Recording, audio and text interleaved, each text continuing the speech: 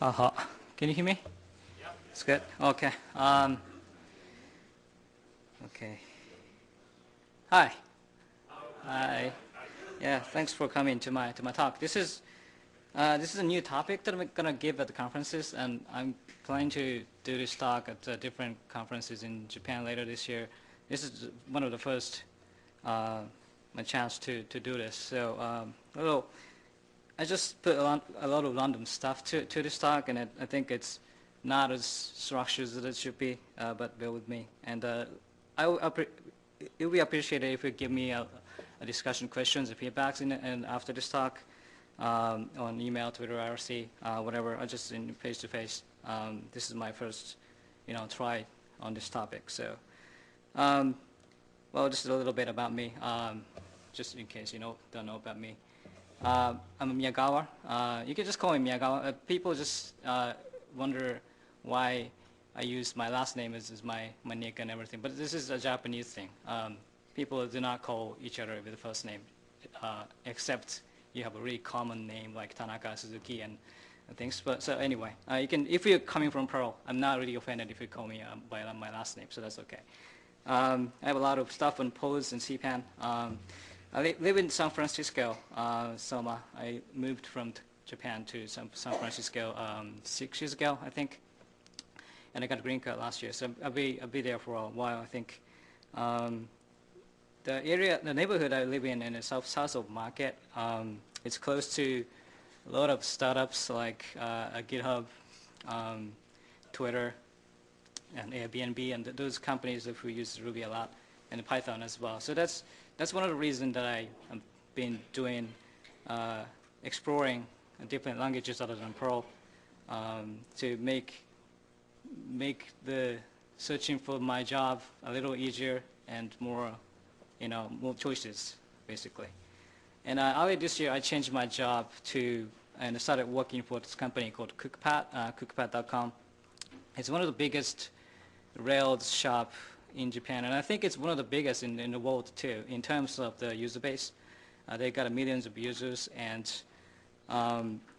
it's surprising that almost like half of the women in 30s in Japan uses this site every day to decide what to cook and share what they have cooked with the pictures, and then give the feedbacks to each other, and it's really surprising. And the Cookpad is all built on Rails. It started as a Code Fusion site like 13 years ago, but I think it's like 6 or 7 years ago they just rewrote everything from scratch and run on top of Rails. At that time was like 1 point something in the version, and then they upgraded to Rails 2 and Rails 3. It's a modern code, and they invest a lot in these open source technologies, and then they sponsored the RailsConf in Austin in this April, and it was really fun to attend these conferences. And Cookpad actually paid my flight and hotel to attend this YAPC as well, and then it will sponsor YAPC Asia in Tokyo. There's logo in there, so it's a good company. I like them. So these were my coworkers in Tokyo. Because I'm the only employee in the U.S. right now, but I work with them remotely. And actually, last week I just went to Tokyo with a last-minute business trip to work with these people, and it's great. So today I'm going to talk about a polyglot thing. Polyglot is an adjective or noun to describe a person who speaks, knows, uses several languages, and obviously, in a programming context, it's a person to describe who uses different languages like Perl, Python, Ruby, JavaScript, all those things. Even before I changed my job earlier this year, before that, I was working at Say, Sixapart, Say, and Cloud, and all these companies actually not the 100% Perl shop anymore, and they use Python a lot at Say Media, and the Cloud is almost 100% Python shop.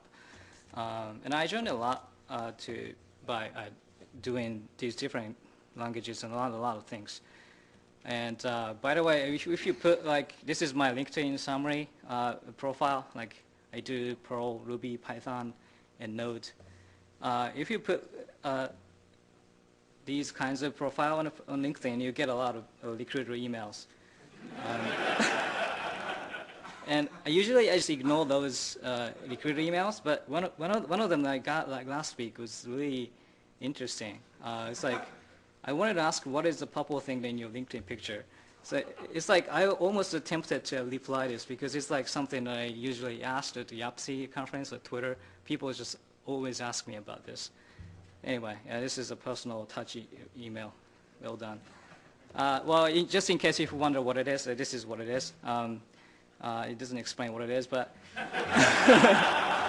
it says, yeah, because it has a question mark in it, so it's a mysterious thing.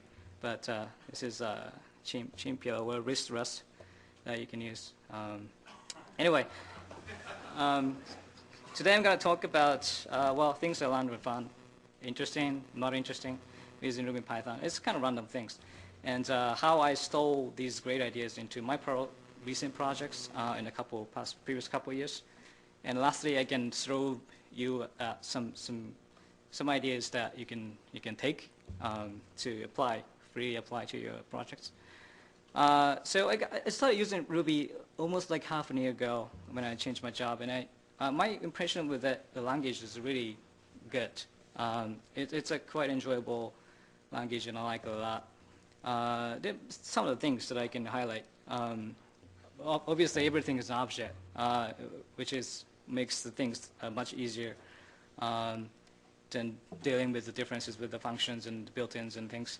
And by the look of it, Ruby looks more like Python. But actually, when you do the actual programming with Ruby in a couple of weeks, I find it Ruby is more similar to Perl than Python.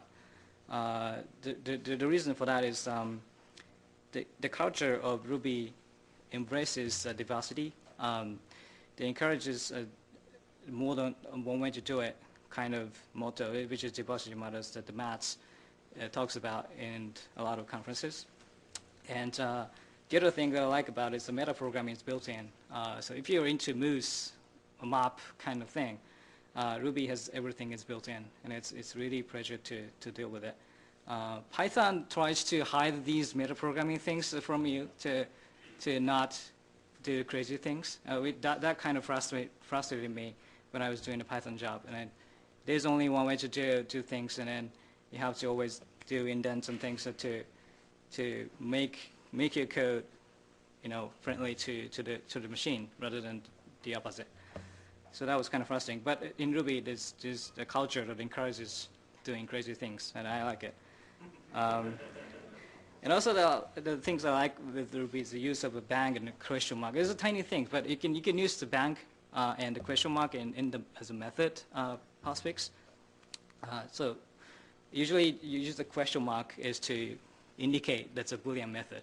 And you can usually just use, in Perl you can say like, you have a box class and then like is underscore empty method. But usually in Ruby you can omit that is underscore a bit, and you can just say dot empty question mark. And this makes me, so that way you can reuse the same term to indicate the normal method, destructive method with the bang mark, and a Boolean method with the question mark. So that helps a lot when you write a code. And well, some smaller things that I like about as well. You can omit self. It's confusing sometimes because everything is really dynamic. When you look at the variable, well, I can take it later. But you cannot tell if it's a method of local variable until it's runtime. So it's really dynamic stuff, and sometimes it confuses a lot. But often it's really useful too when you do refactoring. And everything is expression. If statement returns expression to the last statement, and switch statement too. And you can omit return if it's the last sentence of the method. All those things, which is not possible with Python again. So there's a lot of things that I like about. So this is the Python's Zen of Python. It's a PEP 20. A PEP is a Python enhancement proposal. It's a repository of proposal to change Python. It has a lot of proposals, some of which is accepted, some are not accepted. And this is one of the earliest proposal. This is the guideline to write a good Python programs. And then it's a good document, but there's some of those things that I don't agree with, like explicit is better than implicit. This is one of the things that Python enforces you to, like you cannot put variable assignment and if condition in one place, or some of those things restriction that I'm really frustrated with, and Ruby doesn't have that restriction. Anyway, this is what simple Perl object-oriented code looks like without using moose or anything at all. So this is a really simple one. You define a package of the class with the package statement, with the new method, and define accessor to it, and define bug method with the dog class with the bug method with the name attribute. That's really simple stuff. And this is what it looks like in Perl, and then this is what it looks like in Python. It's arguably much shorter than Perl, and you see a lot of underscore stuff in the Python code because Python, everything is object in Python too, but instead of having a bunch of methods in a core object classes, Python encourages you to define special methods like __init, __count, __get to work with the built-ins. I think it's kind of interesting, but sometimes it's a little annoying. And this is what it looks like in Ruby. One of the differences is that Ruby basically uses a two-space indent rather than four. Python doesn't actually care about it, but as long as you're consistent. If you mix in a full space and the two spaces, it will just yell at you, and it doesn't compile. It's sometimes frustrating, but kind of understandable. I like the two spaces. I'm almost tempted to convert all of my Perl code to use two spaces in that or full space. Who uses two space in that? Okay, in Perl, right? Okay. Well, I always had a mixed feeling about it, but these days I find it a little interesting. Anyway, Ruby uses the @ sign, but not to represent array. It is to represent attribute, the scopes. This is an instance variable. If you use a double @map, it's the class instance, class variable. And this sharp with the hash with the bracket, it's a string interpolation inside the quotes. And this one uses the name, but there's no name variable in the def bug block, right? But this means itself is omitted, so it calls the name method, which is defined as an auto-reader. So auto-reader is like a Moose's read-only accessor thing. So this dog class is name attribute with the @ sign in it is the initializer, and then auto-reader defines a read-only accessor to it, and then the bug method references is with the name. So sometimes it confuses you a little bit because what is this variable? It's not defined in here, and you can just go into the inheritance tree to find the right method to the superclasses and things. Sometimes it can be confusing, but most of the time I find it really, pleasure to use, much shorter code, easy to refactor, because you can use it as a variable first and then extract it as a method. You don't need to change anything at all. So I kind of like it. And the one thing I like about Ruby is the module. It's kind of like a mix-in. It's a built-in feature to the language. This one is a screaming mix-in. So it changes the bug method to make it all uppercase instead of a mixed case. And this one, so the usual way to use module is to define a new class, the inheritance of an existing class or just a new class or whatever, and then include the mix-in to, mix that features into the class. That way we create a new class, screaming dog, which inherits from the dog but adds in the bug method from the screaming module.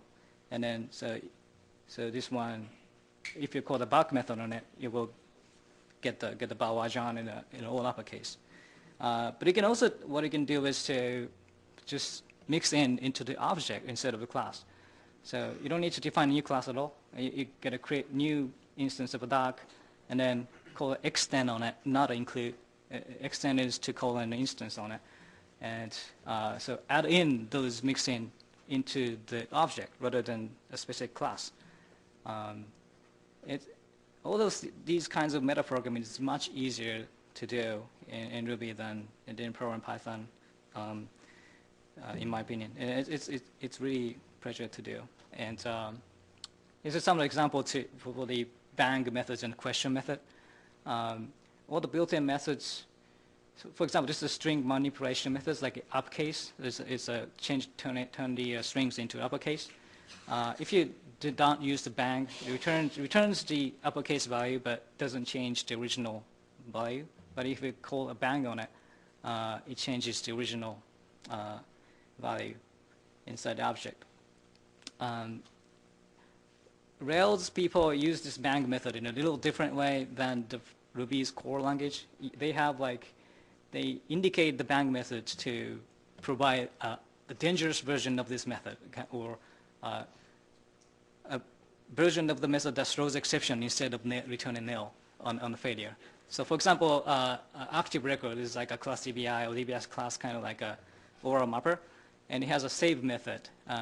By default, it returns nil on failure, but if you call save bang, it will throw an exception on the failure. It's a interesting, convention. Is adopted by the community. It's not embraced by the language itself, but these kinds of conventions has been built around the community, and I think it's really interesting. Anyway, so I think what I found fascinating in Ruby ecosystem and community is that they, to my eyes, they try to embrace changes a lot. They break things a lot. And for example, in Ruby on Rails, from 2 to 3 to 3 to 4, and right now, there's a lot of changes, the breaking changes. So it's really hard to keep up with it. That's why they come up with stuff like Bundler, which I'm inspired by to write Kotlin, to freeze the versions. Instead of keeping up to the latest version of Ruby gems every week, they can freeze the version, and they can wait as long as they support it before upgrading to the latest version. And they embrace the changes. They let someone try something new and adopt it if it's good, to not adopt if it's not good. I think that's a little culture difference from the Perl community, especially a few years ago. It's like Perl. I'm not criticizing. This is not a talk about dissing Perl, and so don't throw eggs at me. This is like introducing different culture, and then just think out of the box. What was the difference, or what can be applied? I think Perl community tend to think improving the existing ones, and then not doing something from scratch and then do something over. But I think Ruby people try to do something entirely different and then easily switch over if it turns out to be good. For example, Ruby gems is kind of like CPAN, but it's actually really new. It has become standard probably like 4 or 5 years ago. And until then, it started as a Ruby application archive. It's like just a link to the tables. It was not really useful. And then it switched to Ruby Forge. It's kind of like SourceForge with the repositories of the modules that you can install it from. And then it just came up with the idea to, single repository, single place to install, and then the module to install. The module is called gems in Ruby, but these kind of systems, it's kind of new, and they try different things and then switch to it when it turns out good. And Rails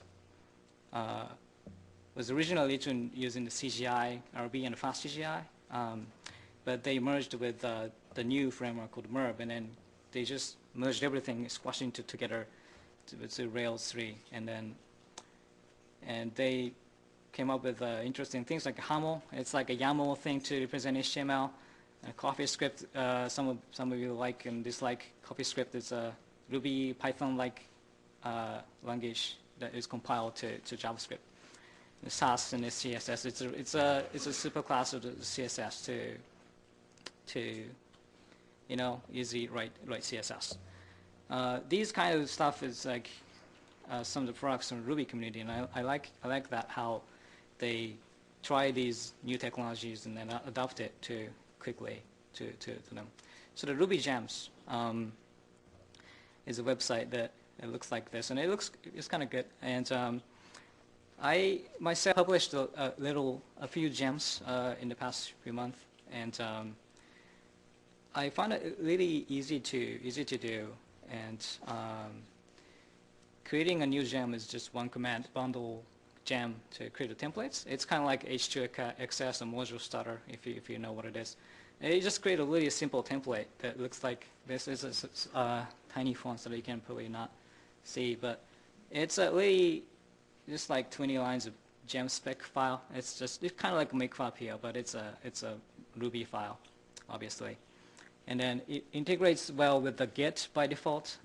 So if you're not using Git, you have to probably change it to something else. But if you just use Git, you don't need to do anything. There's no need to edit manifest file. It does this thing automatically for you. And then you can the thing that I like about it is that there's a built-in way to specify development dependency without screwing the end users. And of course, Perl can do it with the the new C meta spec and all, but it's built into the gem spec, and I like it a lot. And signing up to Ruby Gems to publish my gem was really painless. There's no process to apply for it, and someone needs to approve, like Pose used to be. I don't know what's the process it is these days, but it used to be you have to submit what kind of module that I want to publish, and then someone on the Pose have to click the upload button to do. And there's nothing like that in Ruby Gems apparently, which kind of interesting. And while building the gem and push it is just one command as well. I know that Perl has a lot of tools like this, but I think personally I feel it's a little confusing to new authors. There's a lot of different ways to do it. You can do module install, you can do module build, make a diesel. I'm not saying that the choice is a bad thing, but I guess there should be always a simple way to do, and especially for new users. So that's my experience with Ruby, and there's a couple of things that I did to steal from Ruby to my personal projects. There's a saying that good artists borrow, but great artists steal. Not sure if this is actually what Picasso said. Wikipedia says it's questionable. Well, so I have a couple modules on cpan that I completely stole from Ruby. One of these is web scraper. I saw a couple of talks in this conference who talk about web scraper, and then some guy just came to me yesterday. Web scraper is one of the best things in Perl, and I appreciate it. But it's completely inspired by Ruby's Scrappy gem. It's a Ruby DSL module / gem to define the scraper. When you look at the code, it's almost exactly the same with the sorry, it's kind of messed up. Yeah, this is what it looks like in the Perl web scraper, and then it's entirely the same. The reason for that is I was attending YAPC Agent 2007, and then Jesse gave a little interesting talk about defining DSL in Perl, and I was kind of inspired by that. So what I did was to steal that interface API from Scrappy, so I don't need to think about it, and then just learned how to do this in Perl, because doing DSL is so easy in Ruby because everything is object and you can omit self, which means every word in the code is a method, which is not the case in Perl. You have to bind it a little earlier than that to allow doing it. And because I know how to do scraping with Perl, with the HTML3 builder, libxml, all those things, so I just took the idea, learned how to do it in Perl, marry with existing tools, and you got web scraper, and it was a great hit. There's a lot of people who like it and who uses it. So I think it's a big success. I got a little issue with it though. One of the issues is the DSL. So I thought DSL is a great idea, but when you provide only the DSL, it's difficult to mix with the existing object-oriented code. If you have a scraper classes and you want to define a bunch of different classes, because the DSL is all the functions, not the methods, it's a little difficult to mix in with the existing code like that. And because DSL uses the build function and then text and hash keys, it's really weak to typos. When you make typo, it's a little difficult to handle errors in the runtime, which is not the case with Ruby. So these are some of the lessons aligned for that. So it's great if you can steal good API. If Ruby Python have a library that has a great API, just steal it. And you have to know what kind of existing tools can be wrapped with it. So in my case, it's the HTML3 builder and XPath modules and libxml things. And then you have to be aware of the limitations and differences with the languages, and you may have to change a little bit if in case there's a limitation. The other example is the PHI and the plaque. Some of you might know that there's a existing experiment called HTTP engine. It was done by Yapo and Tokuhiro in 2008. This was an experiment to port Catalyst engine and available to all the frameworks rather than the one to just Catalyst. And it was a great idea, but it also tried to borrow the idea of rack and WCI from Ruby and Python, but they didn't copy the original rack and WCI idea, which is just an input is just an environment big hash, and then returning just an array to implement the response. Instead, they provide a higher level API on top of that, which was a great idea because Catalyst engine already does that. But that was the reason that HTTP engine was not really adopted by existing frameworks as much as we were expecting. So I think the dumb environment hash and returning just an array, that was the point of the rack and WCI.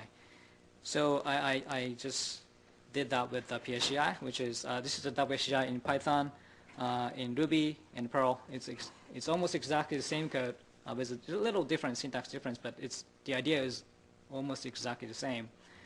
And the documentation, I took the Python's pip 333, which is the WCI documentation, and rack interface documentation, and just copied it over to Perl. So that's a little different, little changes to work with Perl, but almost entirely just copy and paste. So I think it's been a huge success, the PHI stuff. Used to be Perl web frameworks and servers. You have N frameworks and M servers. You have to write N times M adapters between them. But right now it's just web frameworks just write PHI adapter, servers write PHI adapter, connect them. Any arbitrary combination of those two can work with each other very well. So I think it was a really huge success. So there's one issue that I have with the copy stuff. This is a rack specification. It was like the lines must not contain characters below 037. I just read the 5 seconds and then 037 or what it is, and then I thought it was a CHR 37, so it was a decimal 37, but it was obviously wrong. It was an octet, so you have to. It's actually 037 in Perl too. I was just not thinking twice to put it into Perl. So it was kind of an embarrassing mistake that it's been there for a year in the specification because of the copy paste failure from the rack. Anyway, and the plaque is implementation of PHI with Perl, and obviously inspired by the Ruby's rack and a little bit from Python's Werkzeug. I don't know how to pronounce it. I think it's a German for tool. You know, simple things like tool can be difficult to pronounce in German. Anyway, this is what it looks like. The rack has a lot of libraries, like file, cascade, common logger. I just put it over to Plaque. You know how look like each other pretty well. Where's Lobster? Lobster, I don't know what it is. It's a sample app that displays the Lobster logo, something like that. It's a stupid app. Yeah, I didn't copy it over. So yeah, it was really easy to do, and some of them is actually line by line copy, and some of them are not, because one of the things that I found difficult was Rack has a URL map.rb. It's to mount multiple Rack application in different endpoint path. The problem is it uses the method called map. It's not available to do in Perl, so I changed it to mount. But other than that, it was pretty straightforward to do in Perl. And this is the Werkzeug. The Python has a wonderful browser-based debugger. So when your application throws an error, you get this beautiful error page. And the nice thing about it, you can actually click one of those lines and put the interactive debugger, and you can type in the code and to see what the variable look like. It was a crazy idea, and I thought this is really great. So I copied it over to work in a Plaque. It's the exact same HTML templates and CSS and JavaScript, but it actually worked with the Perl. How to do? Copy the templates.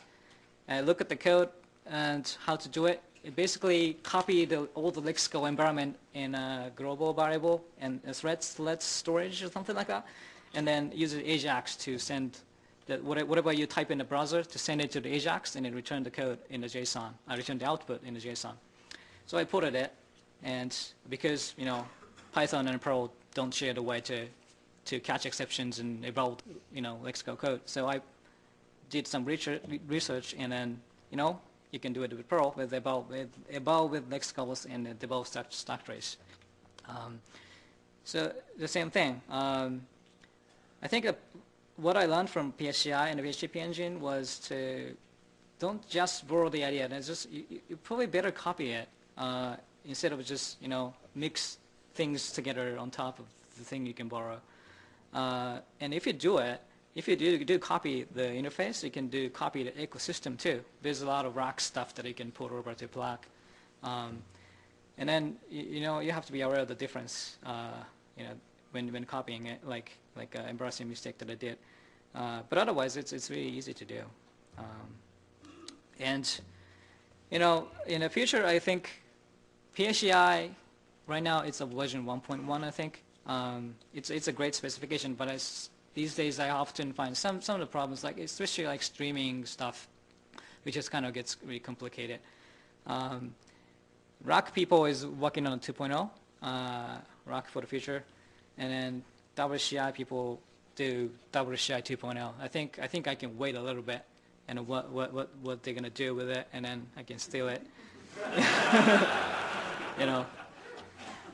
It's just kind of interesting because class language polylination. This is the whole talk about this topic.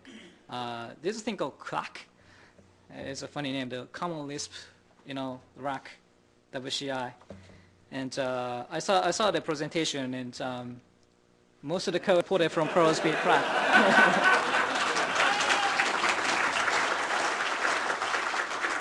This is really interesting, and I was applied to Rack. This is a Ruby mailing list, and they cite my blog, bugnews.typepad.com. Hey, look at what Perl people do. Can we do this in Ruby? And this is what's gonna happen when you do something like the publish stuff on the GitHub, and then this is really interesting. So you can see more examples like that. Ruby has a Ruby version manager, Ruby You can install a bunch of different Rubies. You may notice that it was ported over to Perl with the Perl brew, which inspired a PHP brew. There's also Python brew. It's a great idea. It's, inspired the language each other very interestingly. And Python as a virtual amp, it's kind of like a local lib that you can create a local virtual environment for the Python dependencies and runtimes. And one of my ex-coworker, Mark Pask, created a local amp. It uses local lib internally, but uses a virtual amp-like interface. So taking the grid interface, marry with, integrate it with the existing Perl tool to get the new stuff out. I like this kind of stuff. Well, you can see a lot of Perl-inspired stuff on the other languages too, especially in Ruby. Mechanize. It's a Ruby gem. It's mechanized. It is acknowledgement that this is heavily inspired by Perl Mechanize and Elaster.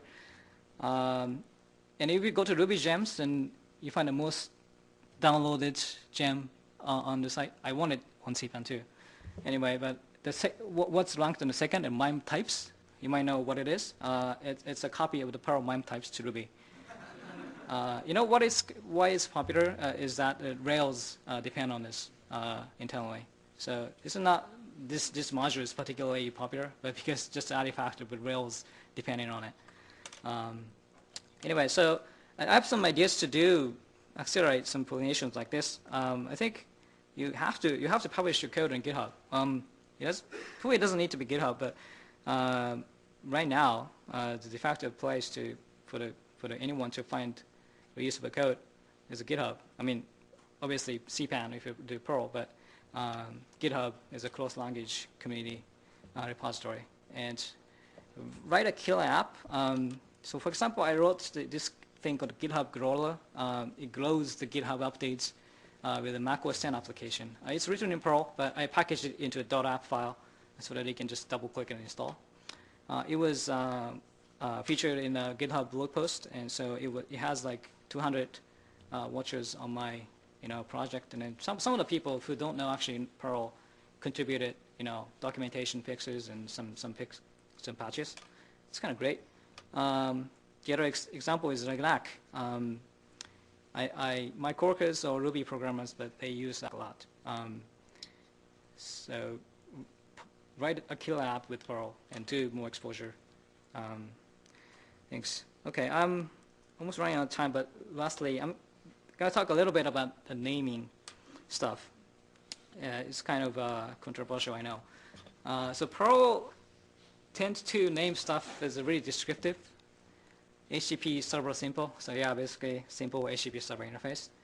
JSON XS, JSON module written in XS, I guess. NetOS Lite, maybe that's because the NetOS is taken and it's not Lite, so they come up with the Lite. And this is how you name it with Perl modules. And Python is not creative either. They basically take some nouns and add a pi to it. Like PyOS2, PyGeoIP, PyYAML, NumPy. And this is what it looks like in Ruby. Yagel, Psych, Unicorn, Thin Rainbows, Doorkeeper, Paperclip, Factory Girl, Capybara. You might know what it is. So it's chaotic and it's confusing at first. But I can tell all of these 12 gems. I can tell what it is. And many Ruby engineers, programmers do as well. So I think Perl is descriptive, a little boring, I'm sorry, and often comes up with chaotic stuff because JSON XS, JSON Lite, JSON Simple, JSON Fast, JSON DWIM, JSON Any, blah, blah, blah. So, and the Python has the same problem, I think.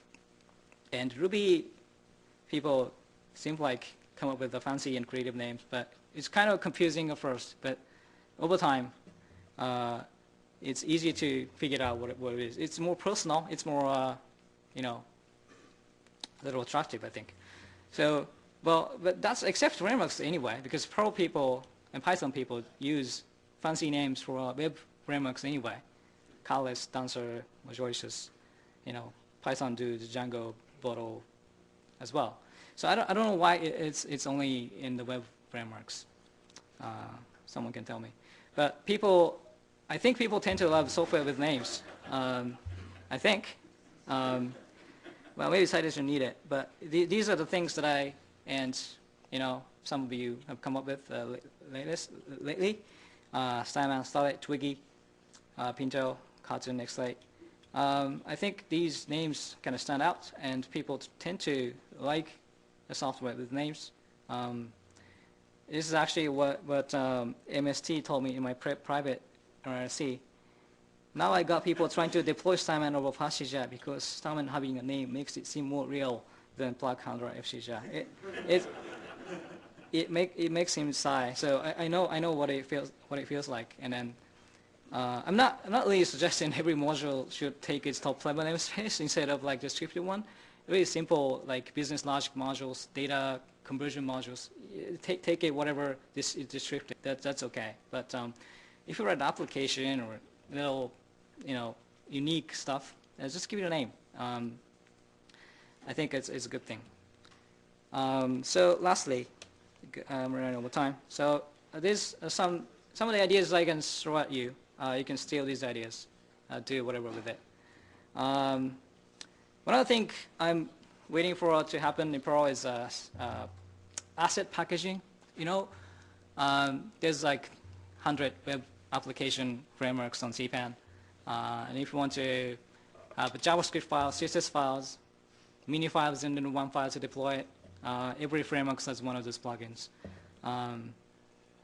And also the vendor assets. Like if you want to use jQuery, Twitter Bootstrap, lots of good JavaScript, CSS frameworks and install it in onto your project, on your Perl project. You have to copy it. You have to version it.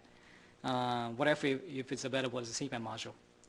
So these stuff, asset pipeline, and Sprockets is a web server that serves it over to the development, and the production you can just minify it as a one file and put it on a production to serve it from static web server. I hope that's going to happen in Perl. And Tilt is a Ruby template engine, but it's not an engine at all. It's an interface. So Ruby has, 10, 12 template engines like Perl. It's the same, like template toolkit, Xlate, HTML template. You have a bunch of template engines. It's the same with Ruby, but they have a common interface. So you can use, and I use file extensions to work with it. So you can have foo.erb to use the erb template, foo.haml to use the haml template. This is a convention. So I think it's going to be awesome to have this kind of thing in Perl frameworks too. Tokuhiro is working on Tiffany. It's a port of Tilt to Perl, and then it's not really accepted really well yet. But I think that's just because it's not well known yet as well. So I think this is going to be taken over a little bit further.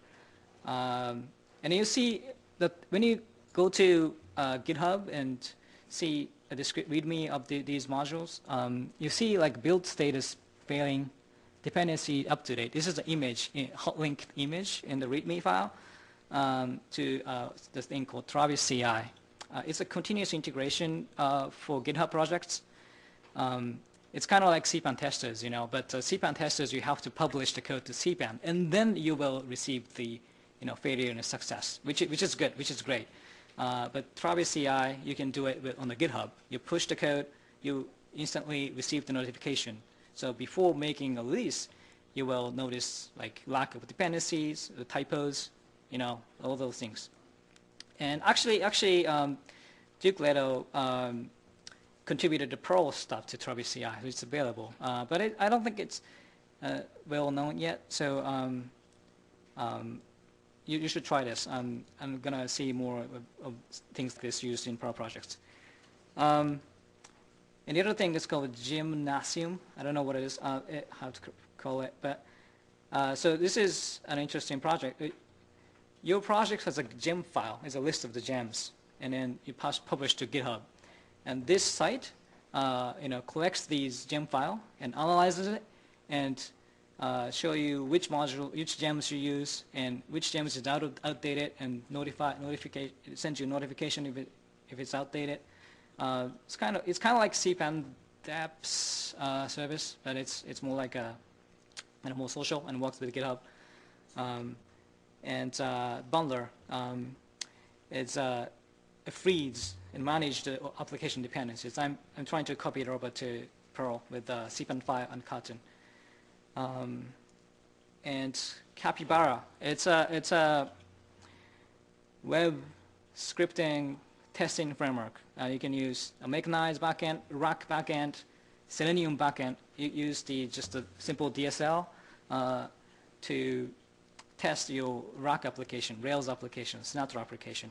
One of my friends, Masaki, created a Brownie. It's a port of Capybara to Perl.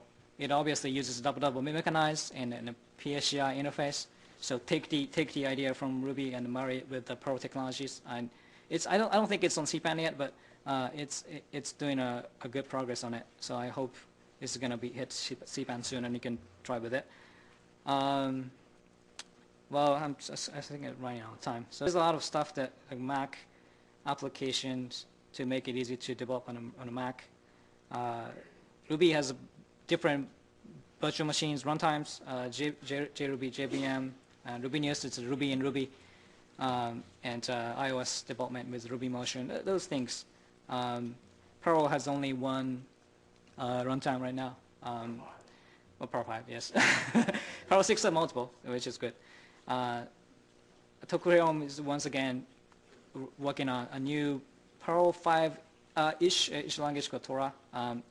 It's not a Perl 5 exactly, but you can embed Perl 5 runtime in it.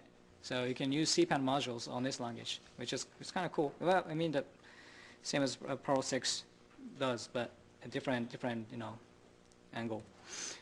So you can go explore Ruby and Python, still great ideas and APIs.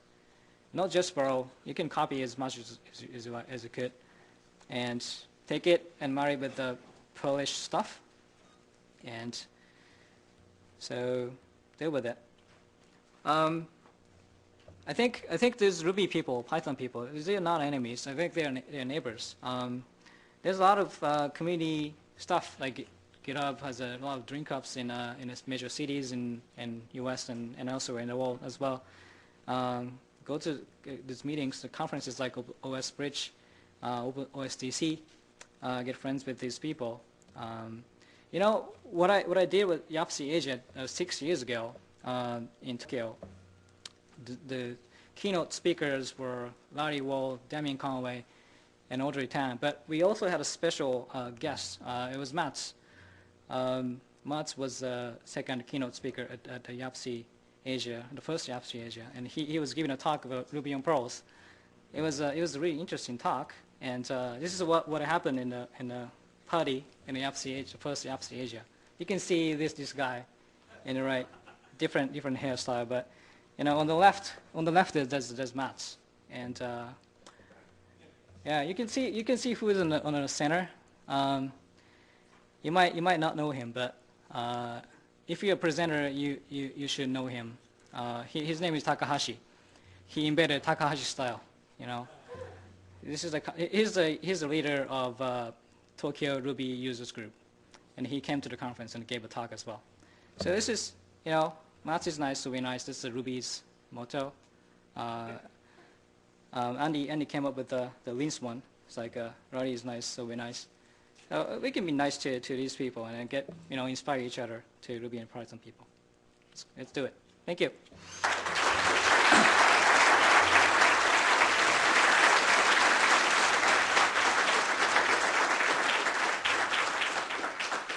Right. It's a 50-minute. If you have questions, just come talk to me. Running out of time, so thank you.